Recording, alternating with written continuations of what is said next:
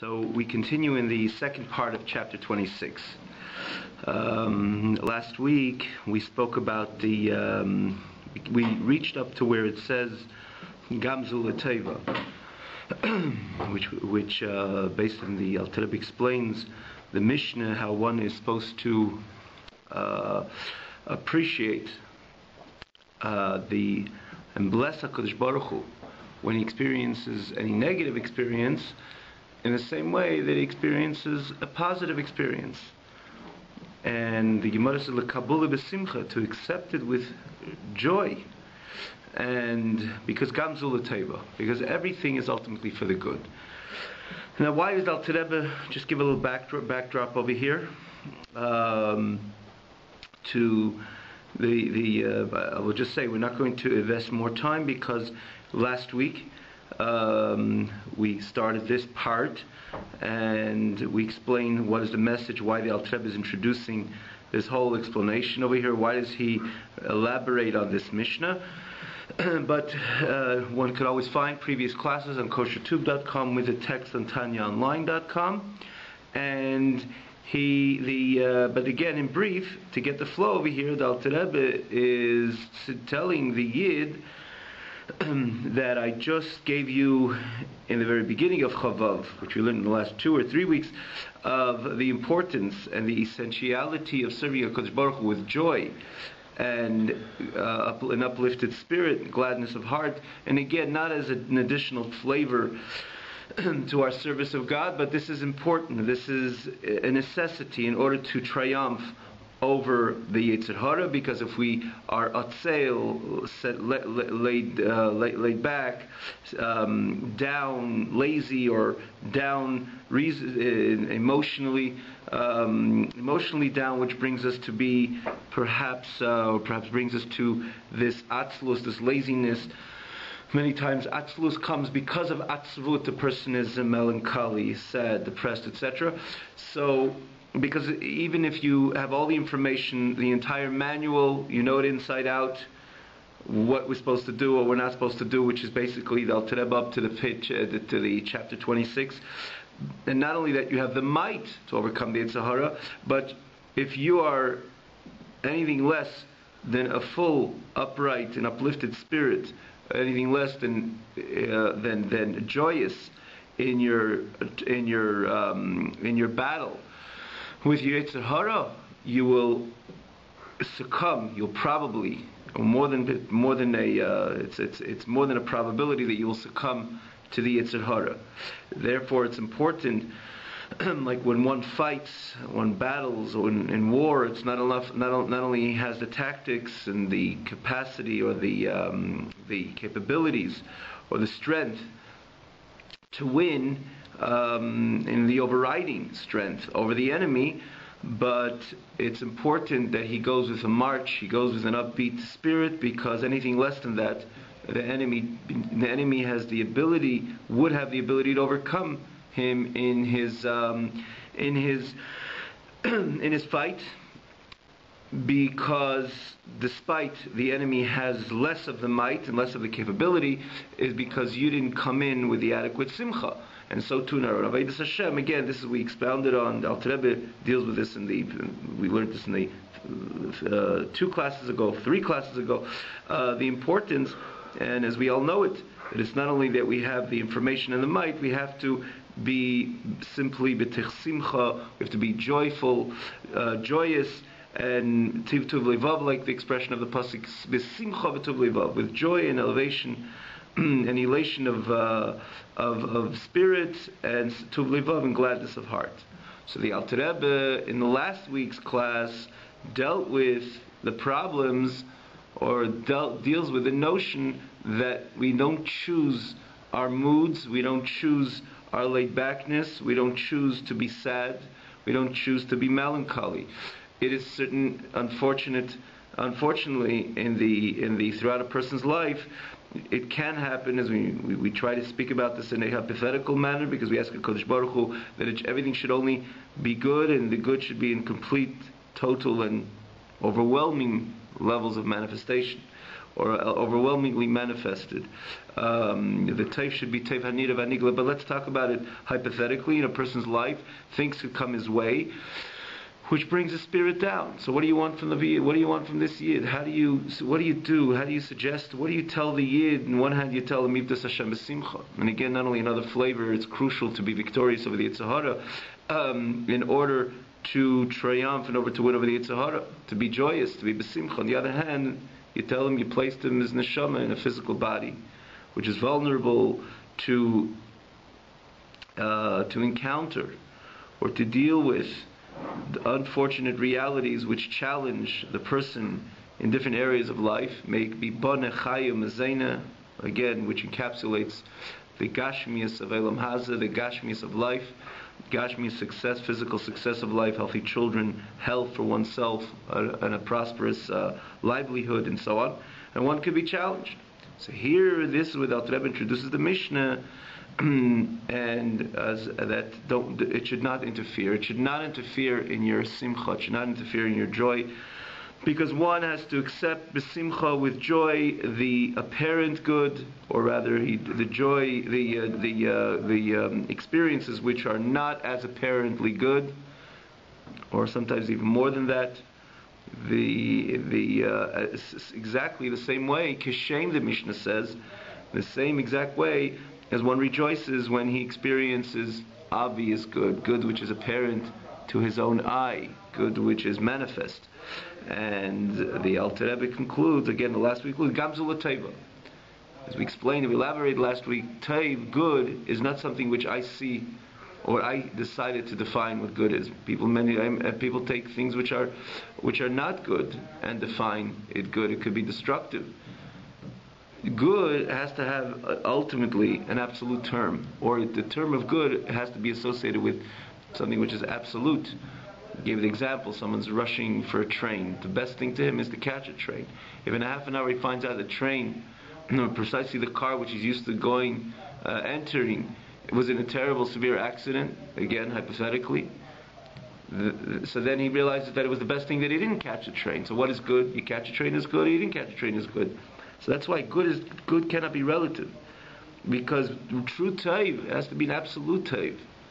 An absolute taiv comes from an absolute entity, and the only true absolute entity is HaKadosh Baruch Hu. So when a person sees, this is what the Mishnah says, you see the good, there's certainly good. But even if you didn't see the good, it's coming from the same source, Gamzul Teva. Again, we elaborate on this, we even introduced the story of Nachamish Gamzul. But we're going to go on. What Alter Rebbe is saying over here, and this we indicated this, or he alluded to this, and to this the subsequent words in the end of last week's class. What Alter Rebbe says, not only Gamzul Teva, that when you don't see the good, it's also for the good. But there's a new message, a different message of the Alter Rebbe, even deeper than that. That the good which you cannot see comes from a deeper place within HaKadosh Baruch Hu, which is Tachlis HaTev. From this icon, which is good, which is ultimately the absolute good, which is the absolute God, it comes from a deeper part within HaKadosh Baruch Hu. That is the reason why the good does not stand in a state of manifestation, because it comes from a more hidden part from Hashem. Like we quoted, the pasuk says, Yoseph b'Seiser, and you want to know where that HaKadosh Baruch Hu is? He himself, the deeper part, just like by a person. The deeper parts of the person are reserved, are discreet, are within. You don't know about them. No one really knows what goes on in the other person's mind or heart. You only know what you see, what comes to a state of expression.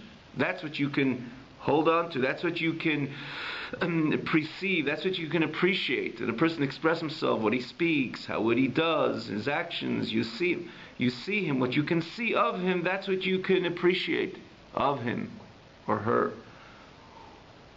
And even then, not necessarily one could have a complete, comprehensive understanding and appreciation of another person.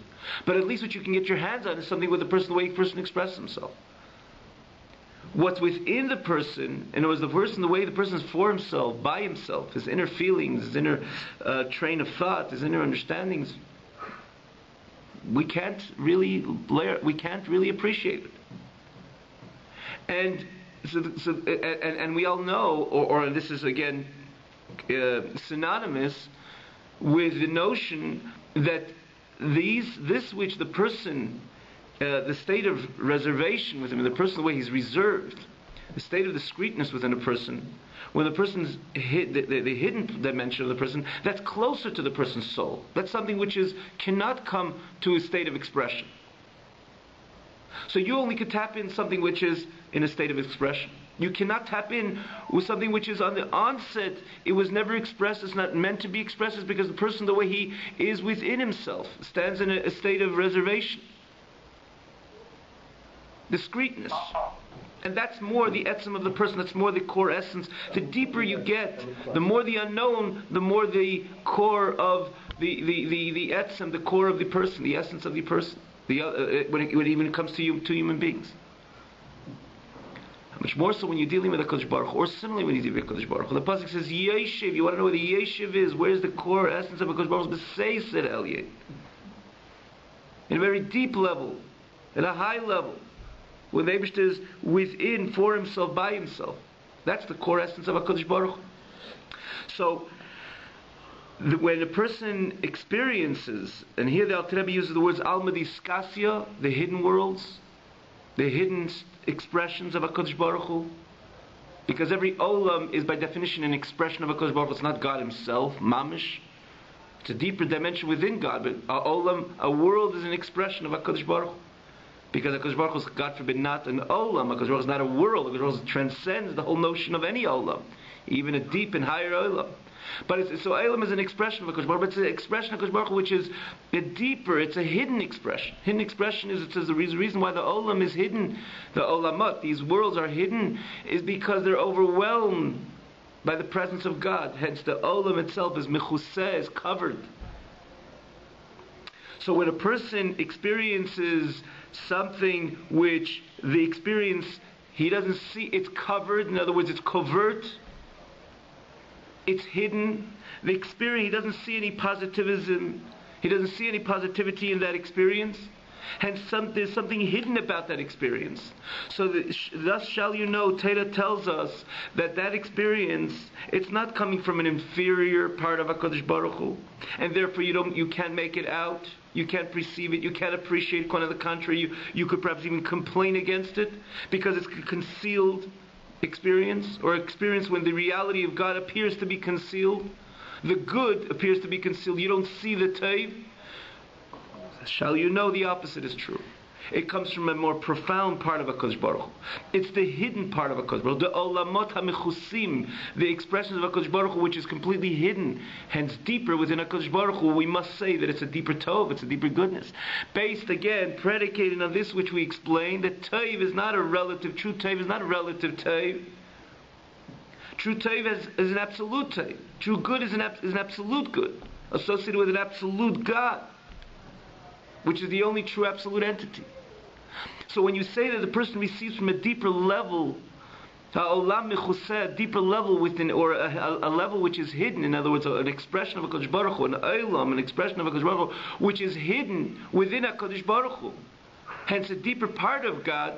So if it's a deeper part of God, it must be a deeper part of good, as opposed to something which comes in a revealed way, that you see the good.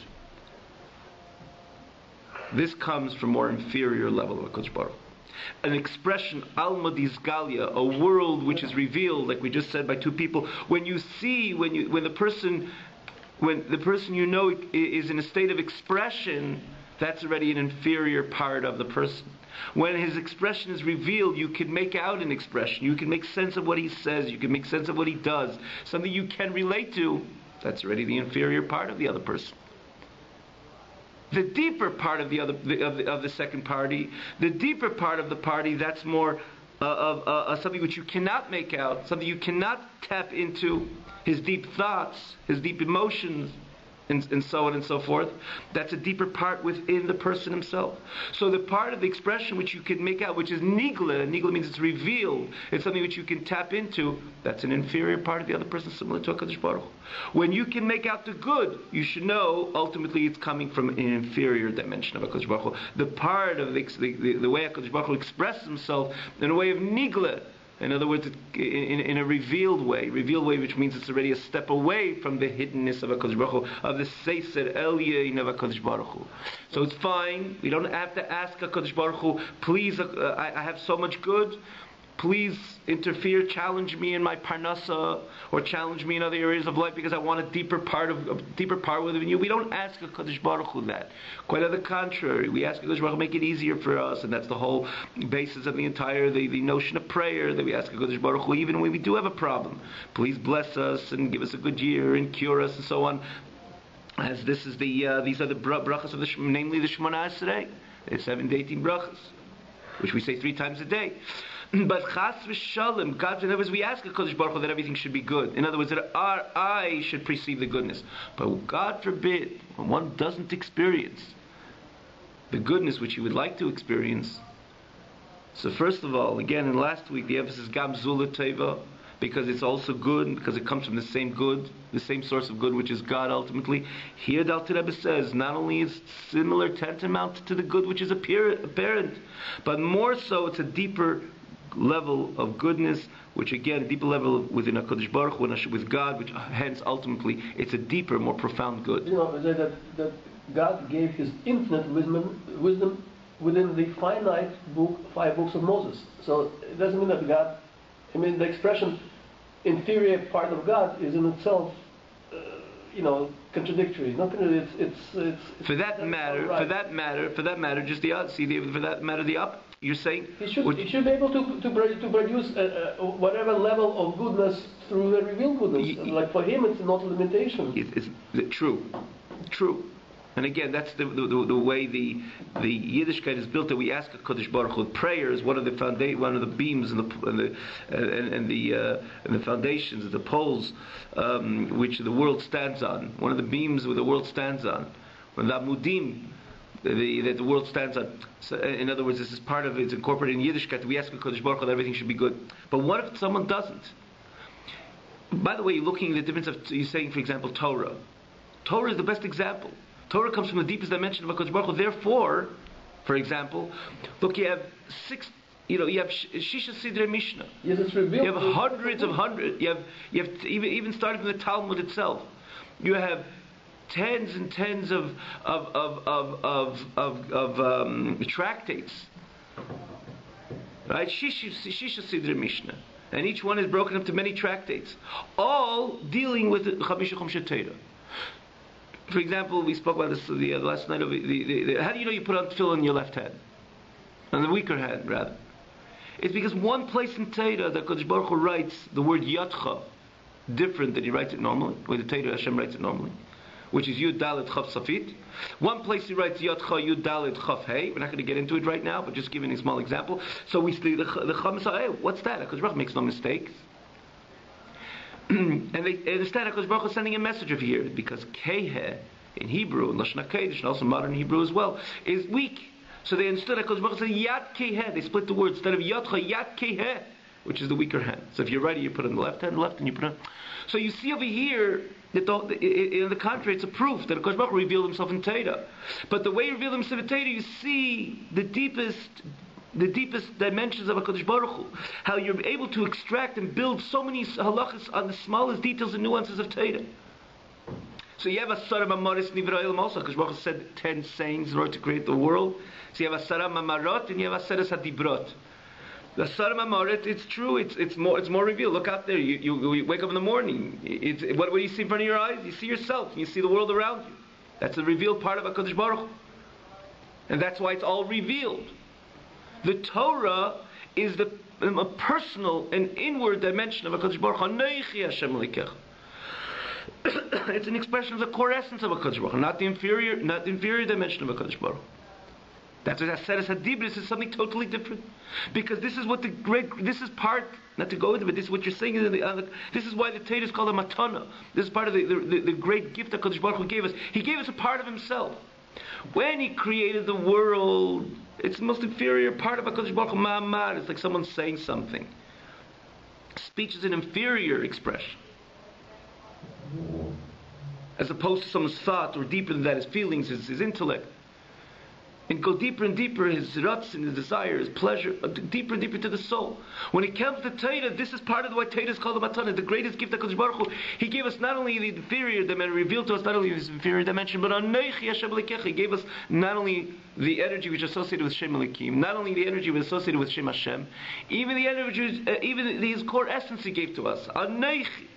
Actually, Anochi doesn't even have any translation, which is again similar, synonymous with what we said before. The deeper you get within the person is beyond definition. And the Gemara says precisely in Anochi, the Gemara says an acronym, Hashem says, I gave you my entire soul. That's what Torah is all about. So Torah is the biggest proof, or rather Torah is something, this is again, HaKadosh Baruch Hu gave us his essence, and you see again that this is the deepest part of HaKadosh Baruch Hu, and therefore we extract from every letter and every detail and every way the pasuk is written with all the rules of Torah, because you're dealing with the core strings of Hashem's soul, if you can say it in such a way. So getting back to what we're saying over here, that when a person, so therefore, when again, let's put it into context. The reason why Al-Qadr is explaining this to us is just to tell us that we should not be, in other words, should not, when a person experiences negative experiences, it should not reflect on his upbeatness, on his joy and his elation, which is so crucial and is such a necessity in order for him to overcome the Yitzhara. Because if he'll fall into depression, the Yitzhara would have Yitzhara would immediately triumph over him. And therefore it's important a person should be on duty all the time. What does he do with this, with the fact that he has certain tzaras, certain unfortunate experience? So again, the Alter Rebbe tells you it should still, and again based on the Mishnah, it should still not interfere with your simcha v'tov, with your joy and gladness of heart. Because in here the Alter Rebbe says not only gamzul teva, but let's see inside. It's because kimi alma diskasi, it comes from the deeper worlds of the deeper worlds of HaKadosh Baruch Hu, and again the hidden worlds of HaKadosh Baruch Hu, the hidden expressions of HaKadosh Baruch Hu, which is shalamayla mi alma diskali, higher than the revealed expressions of HaKadosh Baruch Hu, the revealed worlds of HaKadosh Baruch Hu. Which again it says that this is the way that HaKadosh Baruch Hu's name is divided. There's the Yud-K and the Vav-K, which the Yud-K is divided again in between the Yud-K and the Vav-K. The Yud-K is the more deeper dimensions of Hashem, like explained in Kabbalah and Chassidus. And then the Vav-K is the more inferior dimension of Hashem. So the Almid is Galia, the revealed world, the revealed expressions of HaKadosh Baruch Hu, is associated with Vav-K, from Shem Hashem. Blessed be He. Almid is Kasya is Yud-K of Shem Hashem, the deeper dimension of HaKadosh Baruch Hu. And so if you experience something which you cannot pinpoint, you cannot explain, or you cannot see the good, and quite on the contrary, you find the good extremely concealed and hidden. In that whole experience, you should know not only Gamzul Teva, but you're reaching a deeper level of good within HaKadosh Baruch Hu. A deeper level of God, hence a deeper level of good. This is what the pasuk says: Ashrei Hagever Shetiyaserenu. That fortunate is the person which God brings him Yisurim, brings him let's call it experiences which are unpleasant experiences. Yisurim, pain, afflicts the person with pain. So the simple meaning of the pasuk is Ashrei Hagever, fortunate is the individual, which HaKadosh Baruch Hu brings him Yisurim.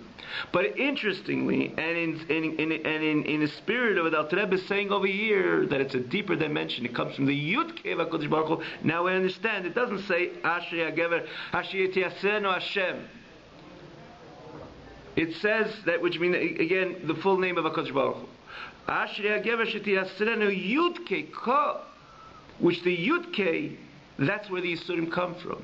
The deeper dimension within Hashem, which is again reflects in Hashem's name, the Yud and the K, as opposed to the Vav and the K.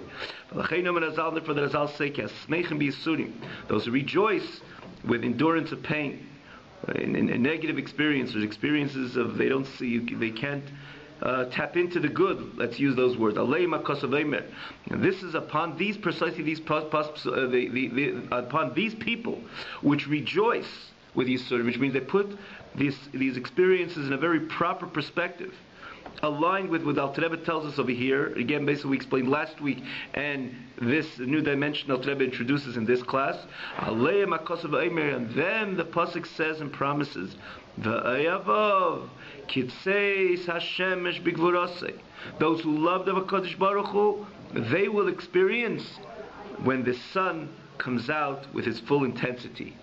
and ki hasimcha. In other words, like this, Alter Rebbe says the culmination of these words are based a little bit of what we mentioned last week, a little bit alluded to this in this week's class, that in the end of the day, because it's a closer and a deeper dimension with HaKadosh Baruch Hu, when that comes to in a state of manifestation, a state of revelation, the good is enormous, is explosive, is revolutionary, because it was coming from a deeper part within HaKadosh Baruch Hu.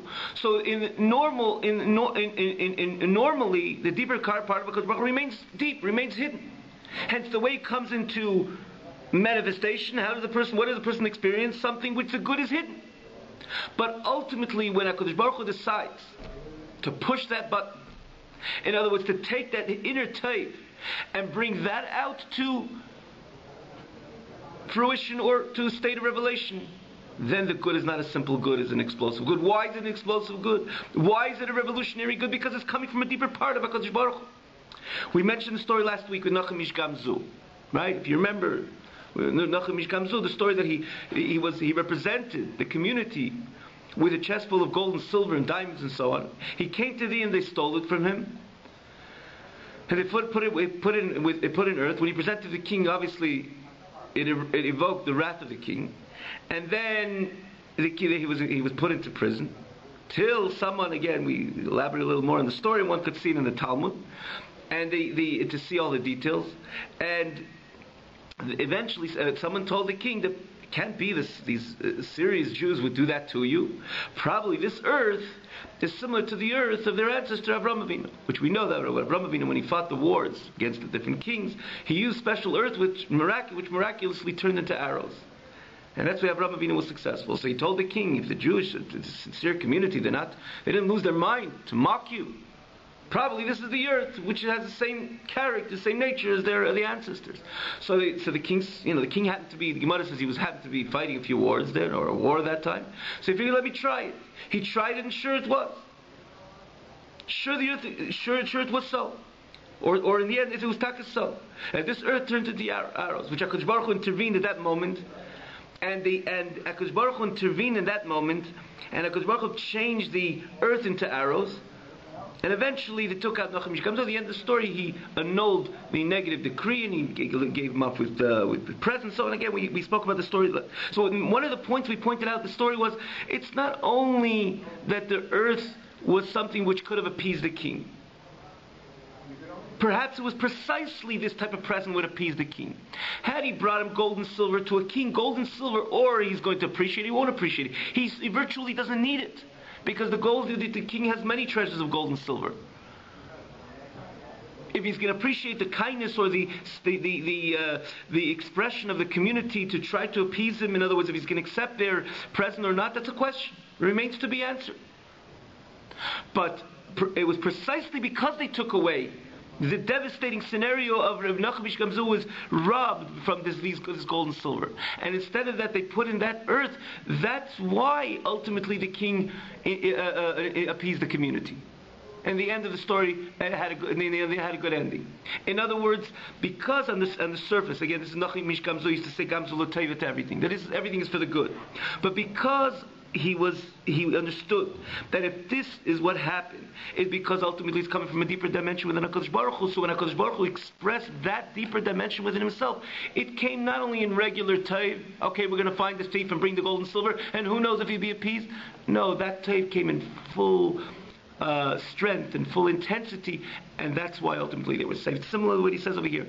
When the Jew trusts in HaKadosh Baruch Hu, and he puts things in perspective, and he's sasmeichem b'yisurim. In other words, he rejoices, meaning to say, he puts things in the accurate perspective. HaKadosh Baruch Hu promises, Kitzeis Hashemesh b'gvorasei, that sun is going to come out in its full glory and its full intensity. And you, that Yid, which lived a full life with focusing, and taking all this experiencing with this precise focus, and this precise, putting things in this precise perspective, you will ultimately experience that Tzeis Hashemesh b'gvorasei, when the sun will come out in its full intensity. This is the Alter Rebbe culminates again in the coming class in the coming weeks. But this is ultimately the message over here. Getting back to what we're saying over here, that till HaKadosh Baruch Hu does that, Because we hope HaKadosh Baruch Hu doesn't wait. But until HaKadosh Baruch Hu does that, it never interferes with the simcha v'tuv livav. The yid must attain as he's on the battlefield serving HaKadosh Baruch Hu to overcome Yetzer Hara, which is pretty much every day and every moment of the person's life. Have a wonderful evening.